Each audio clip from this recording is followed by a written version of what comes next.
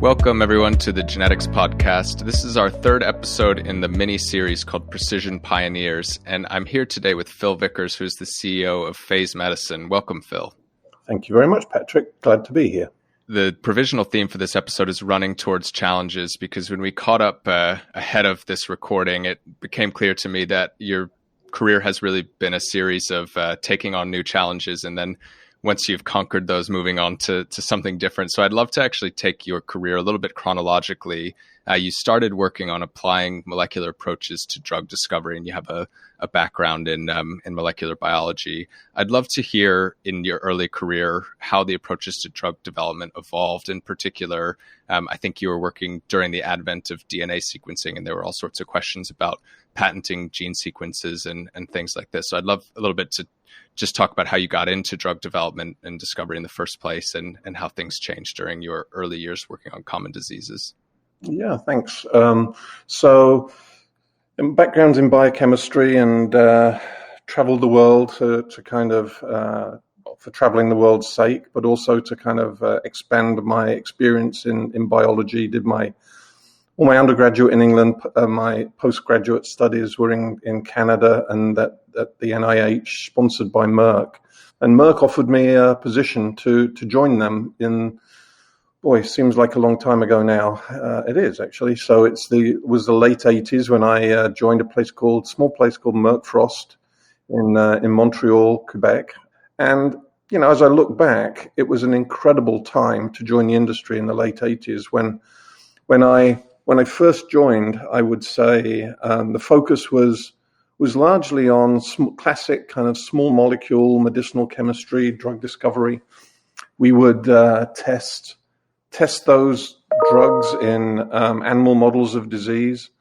Then we'd look at patients as more of a homogeneous group of patients. We didn't know all of the genetics that we know now, so we wouldn't break them down into different groups. And it was what some call the kind of blockbuster era of drug discovery. You'd be looking for a drug that would treat as many patients as possible and try and, get a blockbuster from it. And so from the late 80s, if you just look forward, even just a decade from there, you'd see probably in the late 80s, early 90s, the very first monoclonal antibody therapies. I think you started to see the recognition of mutations in patients and populations and potential impact. So BRCA1, for example, was in the 90s in breast cancer. And then it culminated in what must have been, I guess, 2000, 2001, the sequencing of the human genome, which I think in the industry was an interesting time, because you had incredible excitement about the fact that the human genome was being sequenced, and wow, what a fantastic thing for the world and for drug discovery. But interestingly, it created a little bit of fear in some pharmaceutical companies, because there was this worry that, my gosh, all potential drug targets will be known. There will be a land grab of intellectual property where people will patent all of the genes and will be locked out of areas. And different companies reacted in different ways to that. Some would get large partnerships with genome sequencing companies and just try and patent things and lock up areas and only work on those new targets. I'd kind of moved to Pfizer at that point, and Pfizer's approach was a little bit different, I would say. There wasn't an overreaction, but it was a recognition of the potential of the genome sequencing. And when I joined Pfizer in the early 90s, these changes coincided with changes in my career. So I headed molecular pharmacology in the UK for Pfizer, where we were looking at, molecular approaches to drug discovery. It was a new department that had never occurred at Pfizer before, to have such a department. And then as we found out more about the sequences, it became part of the fabric of drug discovery. So we moved all of those capabilities into each therapeutic area. Then I headed the genomic and proteomic sciences, so looking more globally at how we can think about genomics. And then I headed a research technology center at Pfizer. So that was to apply new technologies to try and understand how how genes interact together, how they work together, looking at networks of genes, not just individual genes. And now you kind of leap forward to today, when you have the ability to have incredible amounts of knowledge about human disease and variation between patients. And you have this era of, I would say, moving into more personalized medicine and an incredible array of therapeutics, not just small molecules, but antibodies, antisense, siRNA, cell therapy, gene therapy. It's been an incredible time to be working in the industry, I would say. Yeah, I couldn't agree more. During the early days of DNA sequencing, there were a ton of high-profile court cases. Did those have any impact on the work you were doing, or was it more of a potential sideshow or distraction where people were watching them and concerned about what might happen, but nothing ultimately really materialized? I would say the latter. I think there was, in the labs, people were very excited to be doing the science and poring over all of the genetic data and such like. But I would say that at a senior high level in the organization, there certainly was some concern. And you're right, these would have been pivotal if you could just sequence a gene, and anything that would have come from that gene, everything that could ever target that gene, it would have fundamentally changed drug discovery, changed everything. People would have been able to lock up genes, and it would have closed down certain operations because you couldn't work on something. And actually, there was a lot of overreaction at that point, I think, and it didn't pan out that way. You look today, even many years later, we're still trying to understand how different genes and different mutations can affect, and then going after those as specific targets. So I think it was an overreaction at the time. Was there concern that this technological revolution might threaten the large and existing pharma companies at the time? So looking back on it, it seems like most companies have basically just absorbed DNA sequencing as part of the toolkit. Pfizer, which you mentioned, was not replaced by a newfangled company built around DNA sequencing. Was that a concern? And there have been a couple of examples, like I suppose Genentech invested heavily and aggressively early on in DNA sequencing and are a big part of Roche today. But was that a concern that actually the whole industry might be completely disrupted, or was it always seen as part of the toolkit that the big players would ultimately just adopt? I think originally it was felt that it could fundamentally change the industry, and that's where some of the fear came from. But I would say, and you point out Genentech, there were other companies. You can't look at big pharma as just being a monolith, like every company looked at it the same. There were some companies that, and still are today, some companies that focus on much more early stage, cutting edge biology. Some others that come in later, they bring in assets from others that have developed them. And I think there was a discussion about, well, what's at the core of being a large pharma company? What's our core ability? And there was some thinking at the time that if we were locked out of targets, what would a large company look like? And maybe it would be, well, we have such incredible infrastructure for running clinical studies, for commercializing drugs, that maybe there would be a shift away from doing some of the earlier discovery, and that would go to other companies. And we just bring in things later and then do the kind of large scale stuff. But I think that it's true that big companies even today have that incredible infrastructure and use it like that.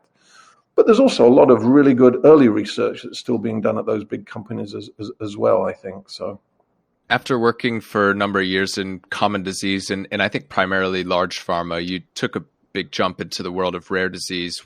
Interested in what caused you to make that change? Did you see something changing in the industry, like the advent of DNA sequencing, or were you just looking for a new challenge? Or did someone from Shire come to you and say, hey, there's this new exciting thing over here you can be a part of? No, it's interesting. I've been in, as you say, I've been in large companies. Started out at Merck, I was at Pfizer. I'd been to Boehringer Ingelheim, the largest privately owned pharmaceutical company in the world, it's a great company, fascinating company. I'd tried a little bit of working in the biotech industry from there, which is, again, quite a leap going from a huge company to a small 20-person company. But we'd succeeded. But then I was thinking, what do I want to do next? And I heard about Shire was looking for a head of R&D focused in the rare disease space. And the more I thought about it, the more I thought how refreshing it would be. Because I, as you say, I'd worked in areas where there's very large patient populations in arthritis, in asthma, and there's still some unmet medical need in some of those populations. But I tended to be working on programs where we were looking for best-in-class drugs, the best something that would attack a particular target. And I actually wanted to work on more first-in-class targets, things that nobody had ever worked on before. I heard of an opportunity to head R&D at Shire was becoming available. And frankly, I just called up Sylvie Gregoire, who was the president of the rare genetic disease part of Shire, and just asked if I could be a candidate for that. And credit to Sylvie, she didn't just put me into the HR machine and let me work through. She said, well, why don't you swing by and we'll have lunch tomorrow? So I did. And we connected. I met with a lot of people and board members. And the more I spoke to people and the more I thought about science and its application to drug discovery, the more I got excited about the opportunity. I was delighted to go there. I recognized that with the greater understanding of the link between genetics and disease and patient stratification and enrollment criteria being affected by genetics, where better to think of applying that kind of thinking to the rare genetic disease space. And I don't think I realized how much I would enjoy it when I took that leap, but it was incredible. And I started to then become aware of some of the very, very unique challenges, but also opportunities that there were in the rare disease space. And joining Shire at the time was also it was a bit different from joining a large company focused in rare diseases, where sometimes larger companies focused in rare diseases will think of an approach to develop a drug and consider, well, we could get this drug and test it in a small, well-defined rare disease patient population, and if it works, we could then expand out into more common indications if the biology kind of would transition. Shire was very different. We had an intense focus on just the patients with rare diseases, and that opened up all kinds of opportunities for us. As, for example, if you get a mutation that causes a change in either the levels of expression of an enzyme or the activity of an enzyme, well, you can have an enzyme replacement therapy to help treat that patient, but that enzyme replacement therapy is not going to help any other patients other than those patients that are lacking that enzyme. So it's very, very targeted, and I really enjoyed that level of thinking, I would say. Yeah, I can imagine. So can you give a little bit of an idea of the scale that a company like Shire works at? How many diseases are they, at the time while you were there working on at one time? How many candidates in the pipeline? How many targets you're working on? How many drugs in clinical trials? How many that have already been approved? And also how that might compare to one of the large pharmas, just for anyone especially who's listening that hasn't had a chance to work from big all the way to small in the way that you have. So yeah, I joined Shire when there was about 5,000 people in the company. And that compares to what at the time would have been close to 100,000 that would be in a large pharma company. And I actually really liked that size of Shire at the time. You didn't have huge amounts of bureaucracy. You could champion a program and go straight to the CEO.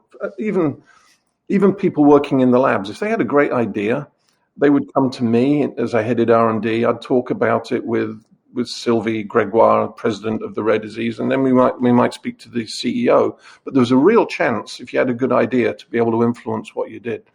So it was highly dynamic, very quick decision making, and we looked at it as an opportunity to develop our own drugs through our own thinking, but also to engage experts in rare diseases. And that's one of the opportunities, I would say, in rare diseases. There's not so many physicians out there that are really focused on those diseases, but boy, do they know a lot about it when they do focus. And so we would speak to them. So one of the interesting, coming back to what you were asking around how many programs would we have at any one time. One difference about running R&D in a rare disease company is a rare disease isn't like a therapeutic area. And sometimes people get this confused. It's, if you're working in cardiovascular disease or neuroscience, you're in a very specific area of physiology and drug discovery, and you go really deep in that area. If you're in a rare disease, it's defined by the number of patients that have your disease. And so actually, we were working across many disease areas, but we would be looking for specific types of targets that we would move forward. Now, in the end, when I left, I joined in 2011. I was there for 6-7 years. At the time I left, we had 40 clinical development programs going at the time across all different ranges now. And we'd be looking to move candidates into the clinic every year, a few, or two or three things that we'd be wanting to move into the clinic every year. It's a whole new scale when you're in a Pfizer or a GSK. It has to be, but that's the kind of numbers of programs that we'd be moving forward. Yeah, that's really helpful. And you said before that you have to pick really carefully which targets you focus on. Is that because of the toolkit you have or had at the time?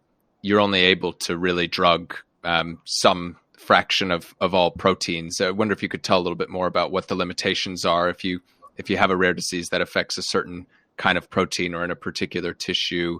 What are the ones you can work on easily, and what are the ones that are currently unreachable or difficult to reach based on the toolkit we have?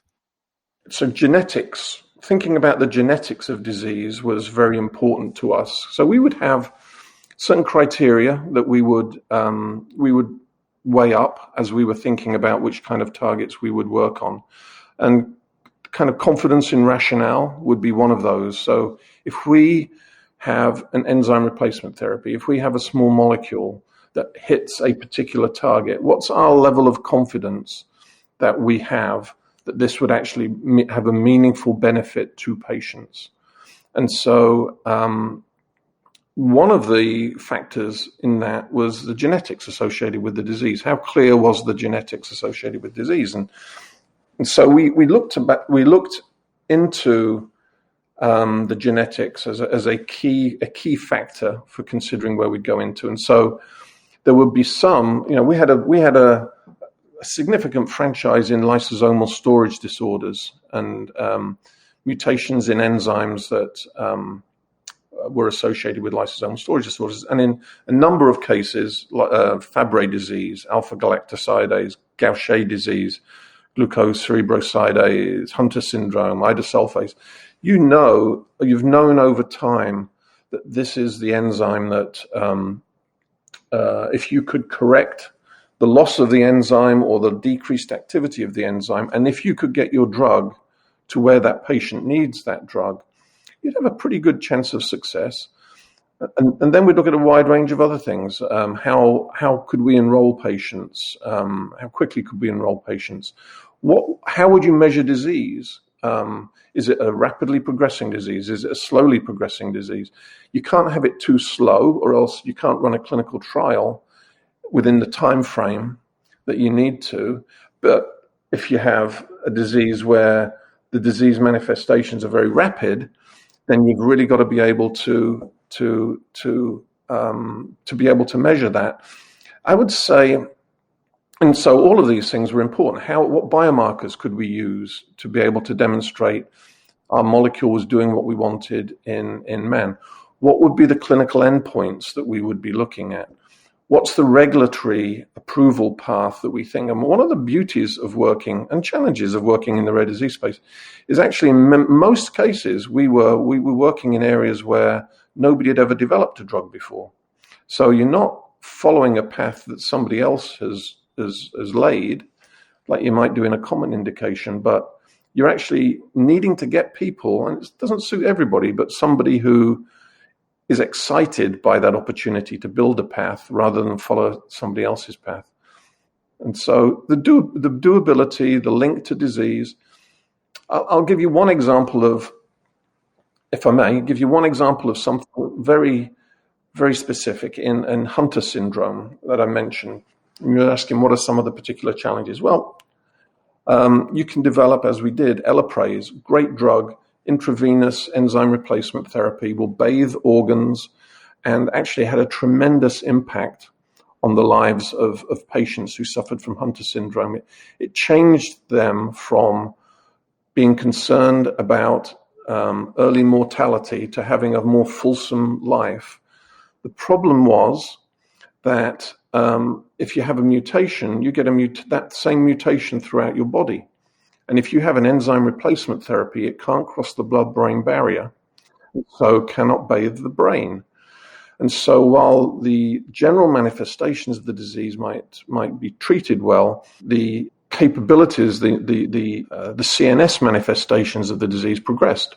So, okay, how can we overcome that problem? And so we got into a unique partnership with a company to look at delivering enzyme replacement therapies in an intrathecal way, right directly into the spine of patients. And so patients needed that enzyme replacement therapy. How do we get it there? It's incredible. I think that's an amazing example. Are there things when you're either in the early planning stages or starting to develop, there are one or two things that are mission critical that you have to get right, that maybe one of them is the confidence that if you're able to intervene? What are the other ones that you really need to be confident you can do? Off the top of my head, I would feel like enrollment to clinical trials is clearly important, but if the population is big enough, and you're the first therapy, then there's incredible patient benefit. So often there's a lot of motivation for people to take part in something like this. But I know that finding people sometimes can be the biggest challenge, just because of simply how rare the disease is.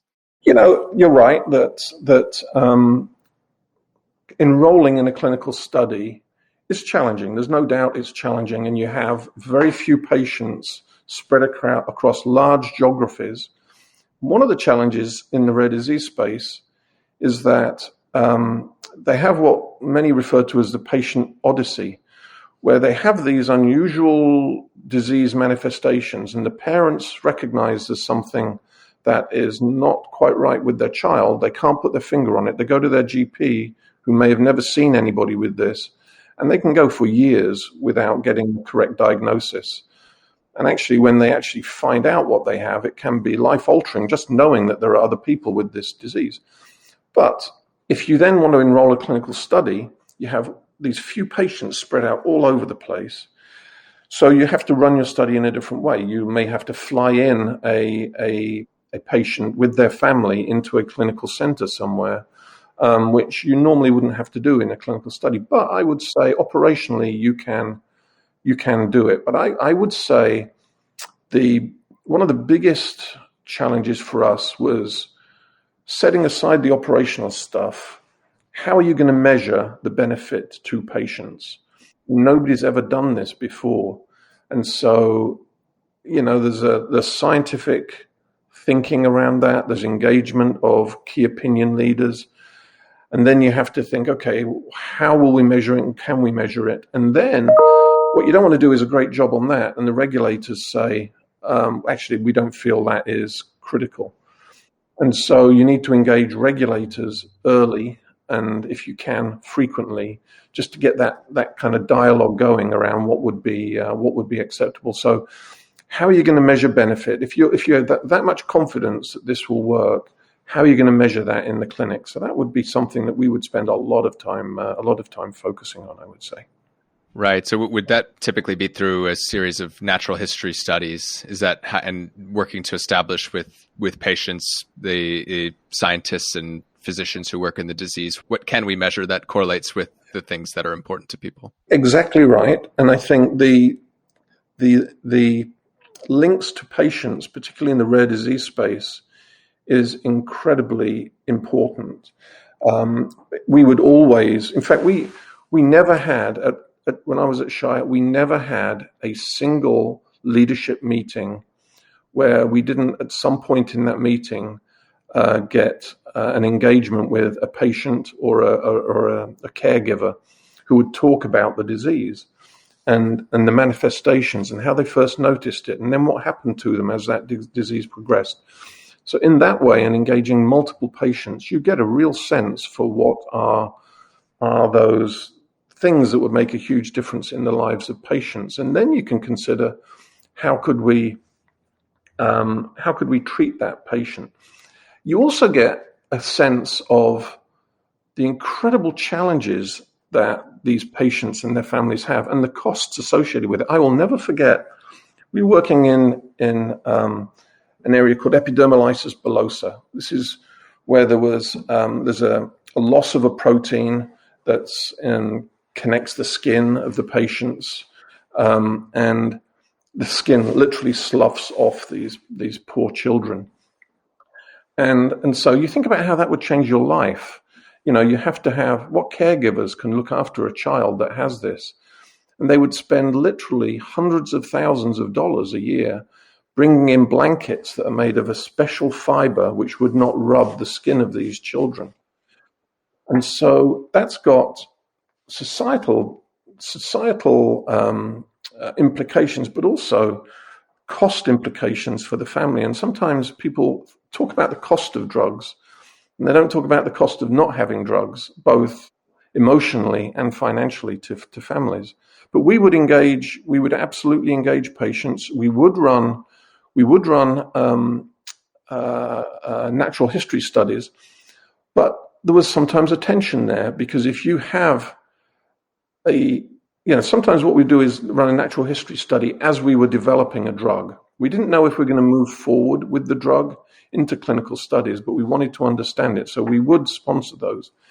If you bring in a drug later, it's actually quite difficult, especially in rare genetic diseases with children, which are very severe.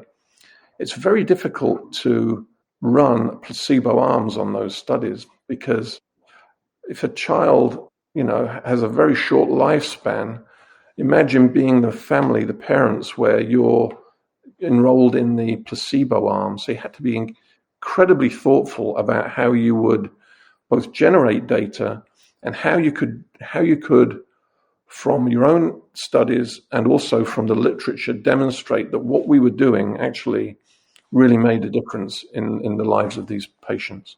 How would you all typically approach the ethical challenge of not wanting to give one arm a placebo? How did you typically approach that? It varied. I would say there was no one answer. I'd say whenever we would think about getting into a disease, this would be another factor around what do we know about the natural history of disease, and can we run a study? Can we find information that we can share with clinicians or authorities? But sometimes it's also amazing how the families of children with rare diseases think about the help, because they recognize that what we're learning in assessing their children will actually help the children that come later, but may not benefit their children. So you may only be approved to run a clinical trial in one geography. So maybe you'd run a natural history study in another country. When we have patients that were part of a placebo study, we would want to switch them as early as we could onto therapy, so that they're not just going to be placebo. They are part of the study, and so they can get switched onto drug.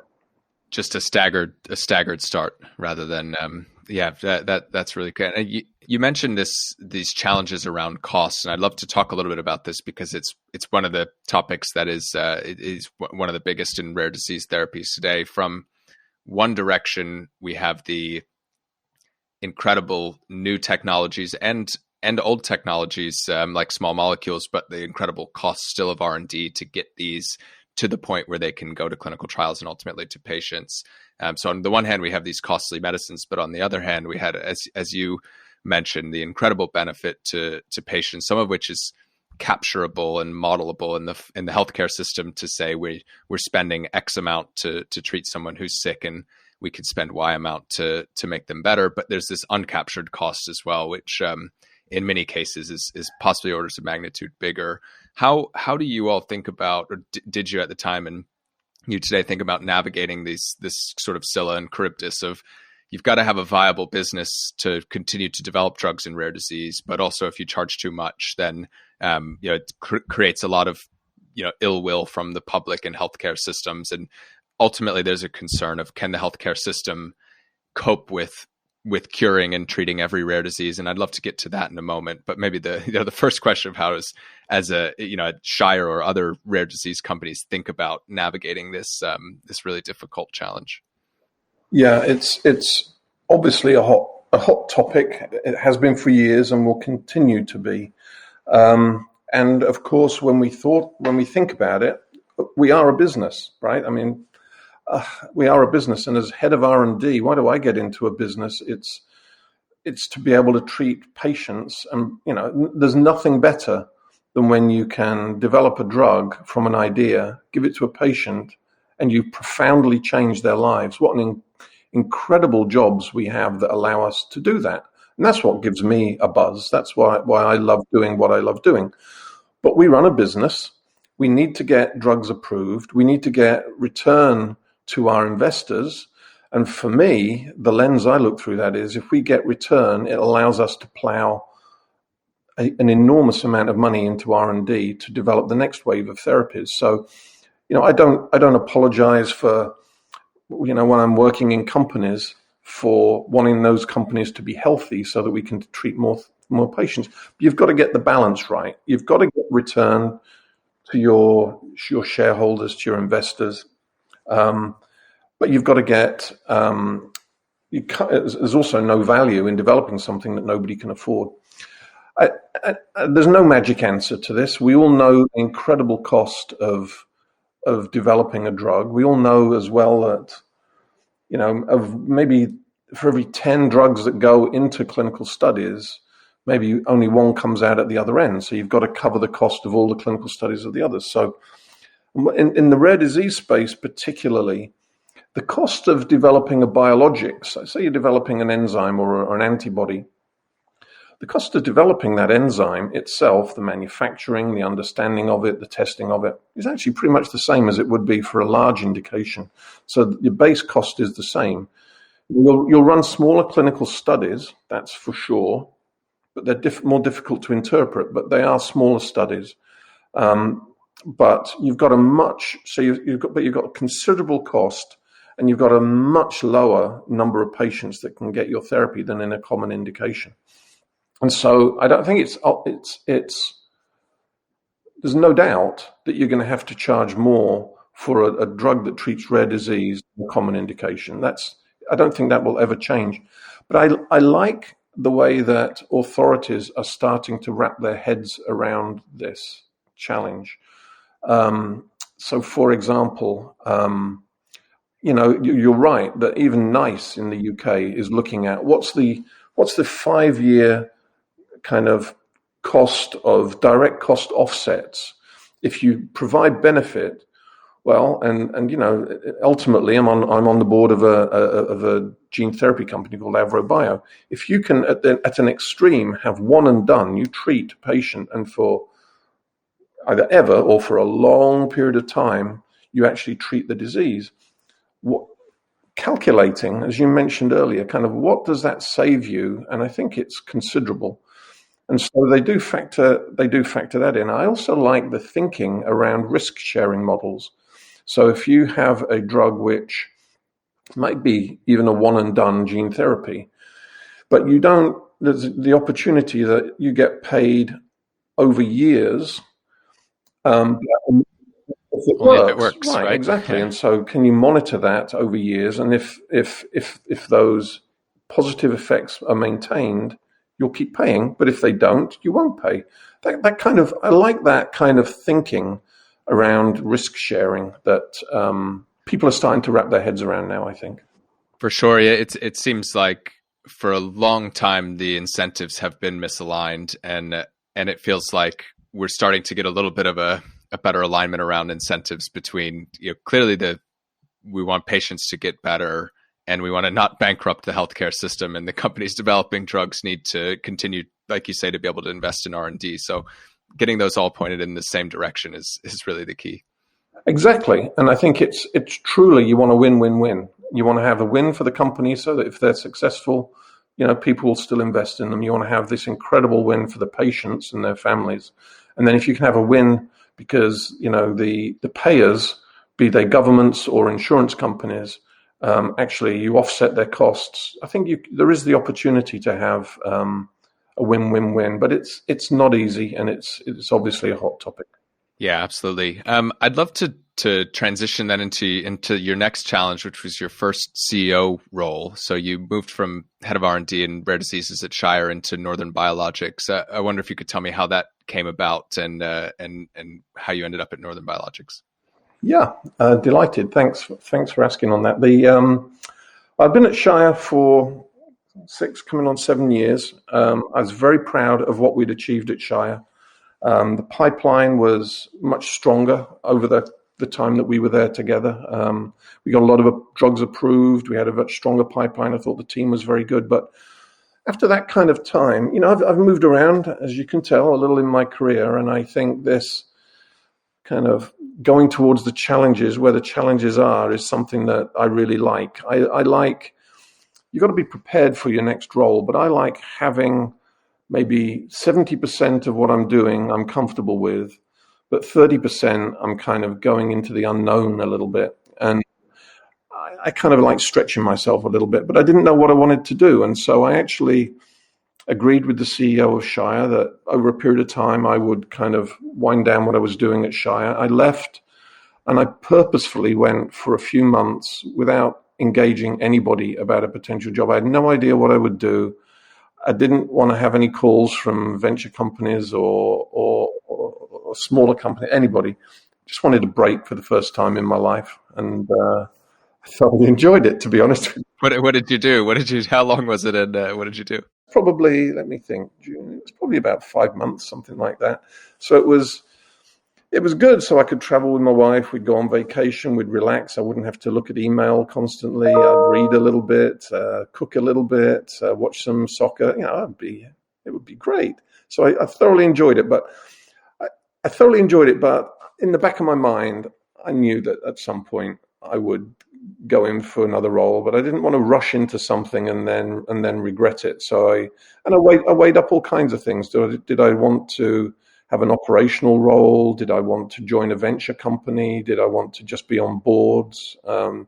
Did I, want to be a consultant? And in the end, I kind of gravitated towards, for the right opportunity, becoming a CEO. I have a lot of experience in R&D, so I always wanted to go to a company, and I love R&D. I wanted to go to a company that had a strong R&D kind of background.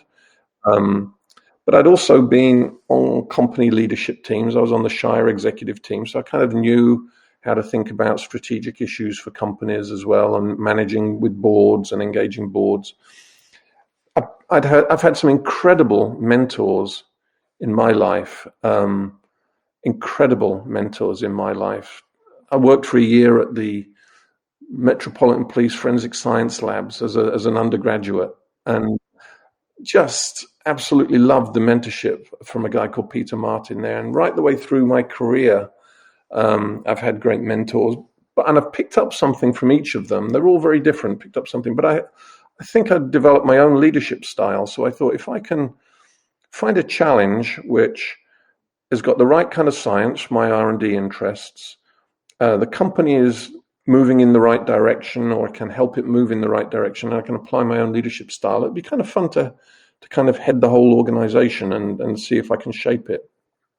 And Northern was an interesting company for me. It was very exciting science in what was, again, a hot field, immuno-oncology, very much focused on changing the tumor microenvironment by various approaches, which either on their own or in combination with other drugs would open up all kinds of new opportunities. The scientific team was fantastic that they had there at Northern, and excellent investors. And you shouldn't take that comment lightly, the excellent investors, because there are some investors in small companies who have a very financial short-term focus, whereas you work with the right venture companies that understand early stage R&D, they realize you can be on this very interesting winding path, but they hang in there with you so that you can get a breakthrough. And I had great investors. The other thing that I really loved about Northern was we were thinking about translational sciences a lot, which is something I've developed a passion for. So when you go into man, you've developed a drug which might work well in a cell. It might work well in an animal model. How can you show that when you go into man, it's manifesting the biology that you've seen in animals? And it's not trivial.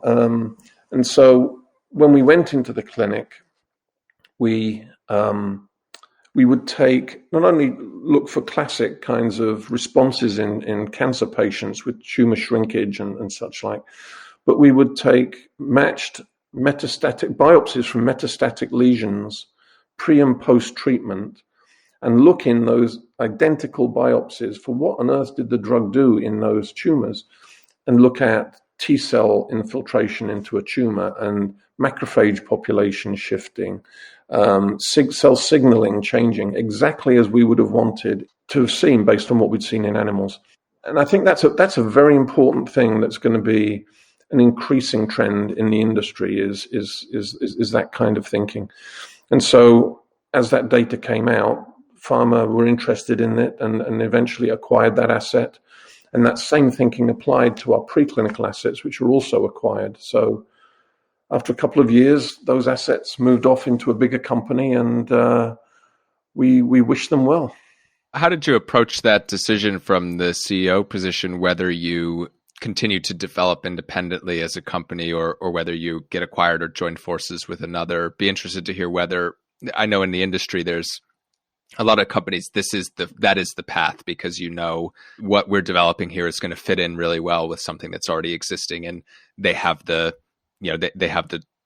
structures and tools to take it to the next level. But in other cases, it can be I think, a game time decision. I'd love to hear how you think about that in general, and also in this specific case. Yeah, my thinking about that has evolved over time because you can develop assets within a small biotech with a view to this would fit very nicely within this company's portfolio, and that's a reasonable thing to do. And you may have a cluster of assets of that type. And I'd say that was the same at Northern. We had some really terrific assets that I thought really could make and can make a difference in the lives of patients. But we didn't have an overarching kind of technology platform. There wasn't a new kind of, they were all antibody approaches.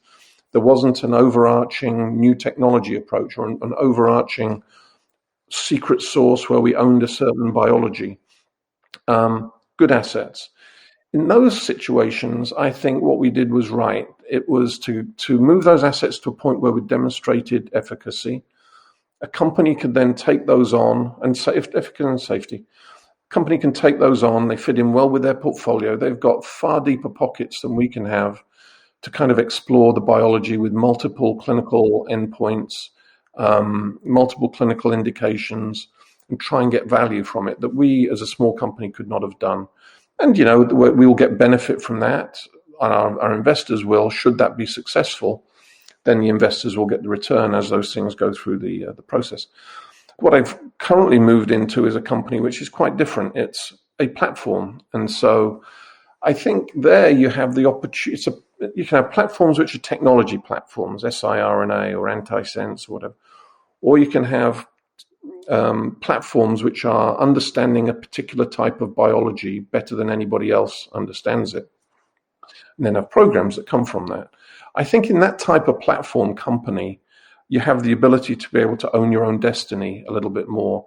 Sure, you'll have partnerships on particular programs, but the core of the company you own, you can grow, and you have the potential to go through an IPO, become a public company, and grow. I think you can do that a lot better when you're a platform company than if you're just an asset company. Does that make sense? Absolutely. And I think it's a perfect segue into the work you're doing at Faze. The platform is called Molecular Condensates. You can correct me on how it's said, but I wager that probably almost nobody listening to the podcast has any idea what these things are, since it's a relatively new area of biology in general. So I'd love if you could give us the explanation of what they are and what the relevance to disease is. Yeah, so delighted to. So molecular condensates, and I don't care how we pronounce it personally, but maybe it depends on what side of the Atlantic. Exactly. We've flipped. Exactly. So, there's been increasing amounts of literature on biomolecular condensates in just the last few years. It's really quite a hot area at the moment, but they are dynamic, membrane-free subcellular organelles. They kind of bring together transiently RNA and proteins in ways that allow them to interact in the biological way that they're intended to interact. And then they're dynamic. And so portions of these condensates, proteins within the condensates may leave the condensates, may come back. These condensates can form, they can break up. It's highly dynamic. It appears to be a fundamental way of regulating biology. It's very rapidly evolving, and there are a range of such condensates. So, for example, stress granules form, they address some kind of a stress, and then they might come apart. The nucleolus is another one. There are a range of these types of structures. As they are what we believe to be a new kind of fundamental biology, then it's no surprise that perturbation of something which has a role in fundamental biology, condensates in this case, is associated with disease, and that is the case. So we're focusing on ALS. So mutations in genes linked to ALS are associated with changes in proteins that are in these condensates, and that changes the dynamics of the condensates. And there's a potential link to the fibrillization of TDP-43, which is a kind of a hallmark of ALS. So, we have some world-leading scientific founders in the space of condensate biology: Paul Taylor, Mike Rosen, Roy Parker, Ron Vale. They will keep us at the front edge of this breaking science. And then our focus is applying that knowledge of condensates to drive forward drug discovery programs. That's super clear. And you anticipated one of my questions, which is when you have this molecular condensate system, which it's an organelle effectively. And I remember the first time when you learn about organelles in high school biology or college, if you do that, then they paint this great picture of you've got the Golgi body and the endoplasmic we got those. and mitochondria. But actually, I think the true story is there's tens or hundreds of other ones that just don't even make it into the textbooks. And it's not even one that's static, right? These are sort of moving combinations of things that come together at a point in time, do a function, and then dissipate. Yeah. So how do you drug something like that? If you know something's going wrong, do you focus on the protein that you described? So that thinking about the biology, there's a mutation or a genetic variant that may be causing, or at least in part predisposing to ALS. This is involved in bringing together, or at least a part of that substructure. And then how do you actually imagine that you can then get it into the form or function that it needs to be healthy? Yeah, it's a great question, and that's where our intense focus is at the moment. And it's in its early days, but we're having a very particular approach to doing that. So First of all, we want to understand the condensate. We want to understand the composition of the condensate, and we want to understand the regulation of the condensate. And we do this in a variety of ways, and set up assays related to condensates. You can do some of these in essentially a test tube. You can look at condensates in cells as well now, and see them form and see them break apart and see them changing. Pretty remarkable stuff. But in understanding what triggers them to come together, and some of this you can do with genetics as well, where there are changes in a particular protein that might not allow these condensates to form, or they form in a different way. It gives you some insights as to which of the proteins within this condensate are key condensate biology. And so what we do is not look at the condensate as a whole, but look at the condensate and then identify particular targets within that condensate that we believe can control that condensate. And then we'll actually do things which are not dissimilar to what you would do in classic drug discovery. It's taking cutting edge biology and then applying classic drug discovery. You know, we've got small molecule programs targeting proteins within the condensate. We'll measure intrinsic potency, and then we'll set up these unique assays to say, okay, we've got this potent inhibitor of this protein. What will it do in the condensate in a cell or in a test tube, and how does that affect? And will that reverse the effects that you're seeing in disease? It's a bit like, actually, it's not that dissimilar from lysosomal storage disorders that we discussed earlier. There, you don't have a drug discovery approach which looks at the lysosome itself. You identify the targets within that lysosome, maybe the enzymes that are linked to rare diseases, and then target those particular enzymes. And so that's what we're doing and applying it in the condensate space. Great. That's crystal clear. We're running up against time here, and I'm disappointed because this has been such an amazing interview, but I think we've covered a lot of ground. I have just two more questions for you. The first is, what does the path look like from where you are today with Faze to getting a therapy into patients? What do you need to do to get there? We're on that path, I would say. By the basic biology, we have access to that through our founders and through our own work. We now have moved to the point where we have some assays which are appropriate for drug screening. Beauty of those is, as we learn about one particular condensate, so we have an interest in stress granules, as we find out about those stress granules and its relationship to ALS, we can understand how those stress granules can affect other diseases, but also it allows us to hop into another condensate that'll have another disease. We've already identified targets. We've already started to apply chemistry, and we're now running the screen. So it's a particularly exciting time. It's some time before we'll be in the clinic, but we're off and running, shall I say.